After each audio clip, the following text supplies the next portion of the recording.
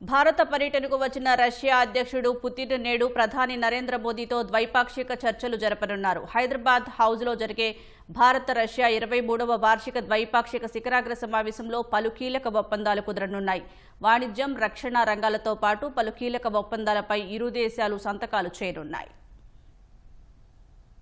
భారత్తో చిరకాల బంధాన్ని మరింత బలోపేతం చేసుకునే దిశగా రష్యా అధ్యక్షుడు వ్లాదిమిర్ పుతిన్ భారత పర్యటనకు వచ్చారు. 2 రోజుల పర్యటనలో భాగంగా రాత్రి ఢిల్లీ చేరుకున్న పుతిన్ కు ప్రధాని నరేంద్ర మోదీ ఘన స్వాగతం పలికారు. పాలం విమానాశ్రయంలో పుతిన్ విమానం దిగిరాగానే మోదీ ఆయనకు కరచాలనంతో పాటు ఆలింగనం చేసుకున్నారు. భారతీయ సంప్రదాయ నృత్యాలతో పుతిన్ కు స్వాగతం లభించింది. అనంతరం వారిద్దరూ ఒకే కారులో ప్రధాని నివాసానికి చేరుకున్నారు. అక్కడ ప్రధాని మోదీ పుతిన్ కు ప్రైవేటుగా విందు ఇచ్చారు. ఈ ఉదయం 11 గంటలకు పుతిన్ కు రాష్ట్రపతి భవన్లో అధికారిక స్వాగతం లభించనుంది. తర్వాత ఆయన హైదరాబాద్ హౌస్ లో భారత్ రష్యా 23వ వార్షిక శిఖరాగ్ర సమావేశానికి హాజరవుతారు. రక్షణ రంగంలో మరింత సహకారం, అంతర్జాతీయంగా వస్తున్న వాణిజ్య ఒత్తిళ్లను తట్టుకోవడం, చిన్న తరహా మాడ్యులర్ అణు రియాక్టర్ల రంగంలో పరస్పరం సహకరించుకోవడం వంటి అంశాలపై ఇరువురు నేతలు చర్చలు జరపనున్నారు. ఈ సందర్భంగా పలు కీలక ఒప్పందాలను కుదుర్చుకోనున్నారు. ఇందులో భాగంగా $2 బిలియన్ విలువైన జలాంతర్గాములు లీజు ఒప్పందంపై ఎంఓయూ కుదిరే అవకాశముందని తెలుస్తోంది.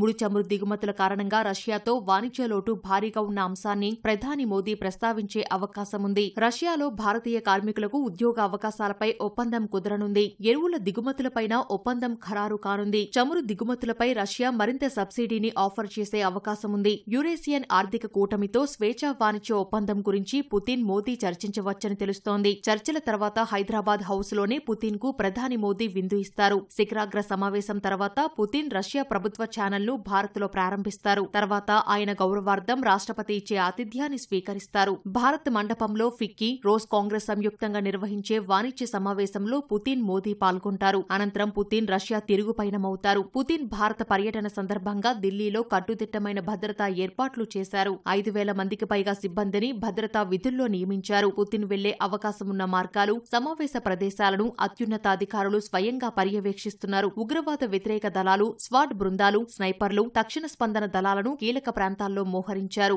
భద్రతా కారణాల రీత్యా రాత్రి పుతిన్ బస చేసిన ప్రాంతాన్ని రహస్యంగా ఉంచారు.